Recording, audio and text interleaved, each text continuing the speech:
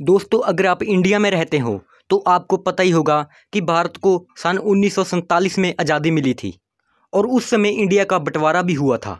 उसमें से एक और देश पाकिस्तान निकाल लिया गया था। दोस्तों, आपने बहुत बार ये जानने की कोशिश की होगी कि उस समय का भारत कैसा था।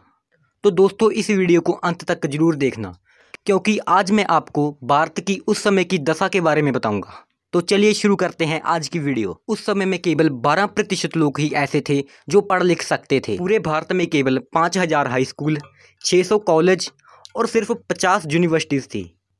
पहले एक बात करते हैं उस समय की रेलवे के बारे में। जैसा कि हम सबको पता ही है कि 16 अप्रैल 1853 को इंडिया की सबसे पहली ट्रेन मुंबई से लेके थाना तक चली थी। इस 33 किलोमीटर के सफ़र को काटने के लिए उस ट्रेन में 3 स्टीम इंजन लगाए गए थे और इस सफ़र को पूरा करने के लिए उस ट्रेन को 75 घंटे लग गए थे। धीरे धीरे तकनीकी सुधार होता गया और जब अंग्रेज भारत को छोड़ कर गए तो भारत, पाकिस्तान और बांग्लादेश को मिलाकर पूरे देश में 65,185 किलोमीटर लंबी थी। उस समय भारत की पूरी रेलवे व्यवस्था देसी रजवाड़ों और प्राइवेट कंपनियों में बटी हुई थी। उसके बाद भारत की सरकार ने इसे धीरे धीरे अपने कंट्रोल के अंदर लेना शुरू कर दिया। अगर किराए की बात करें तो उस समय किराया पाई से लेके कुछ आने तक था। उस समय बॉम्बे में सिर्फ 204 ट्रेनें ही दौड़ती थी और उस समय बॉम्बे की आबादी 16 लाख थी और उसकी सीमा भी सिर्फ अंधेरी तक ही थी। सन 1947 में भारतीय मोटर गाड़ी। सन 1947 तक भारत में हिंदुस्तान मोटर्स एंड महिंद्रा का ज़माना आ गया था। उस समय बसों का किराया 4 आने तक था और उस समय पेट्रोल का दाम 41 पैसे था। सन 1928 में भारत में अमेरिकन कंपनी चांद्रास मोटर का आगमन हो गया था। इस कंपनी के ट्रक इंडिया में बहुत चलते थे, लेकिन आज़ादी के बाद 1948 में ही इंडिया ने इस कंपनी की छुट्टी कर दी, क्योंकि ये कंपनी भारतीय मोटर्स को बहुत टक्कर दे रही थी। लेकिन 50 साल बाद ओपन कार बनाने के लिए हिंदुस्तान मोटर्स ने उसी कंपनी के साथ इंडिया में फैक्ट्री बनाई।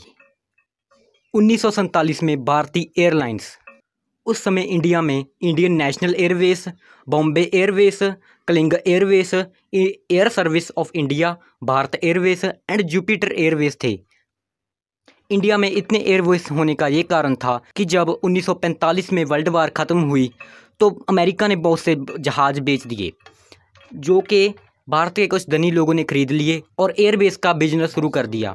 एयरवेज कंपनियों में कंपटीशन इतना बढ़ गया था कि बहुत सी कंपनियों को इस बिज़नेस में बहुत सा घाटा भी पड़ा था। भारत सरकार ने 8 एयरलाइन कंपनियों को मिलाकर एक नाम दिया और वो था इंडियन एयरलाइन। 15 अगस्त 1947 को भारत में टोटल 15 एयरपोर्ट थे। आज़ादी के वक्त भारतीय मुद्रा। आज़ादी के वक्त भारतीय मुद्रा रुपया ही थी। बहुत लोगों का ये कहना है कि उस समय भारत का 1 रुपया $1 के बराबर था, लेकिन ऐसा नहीं है।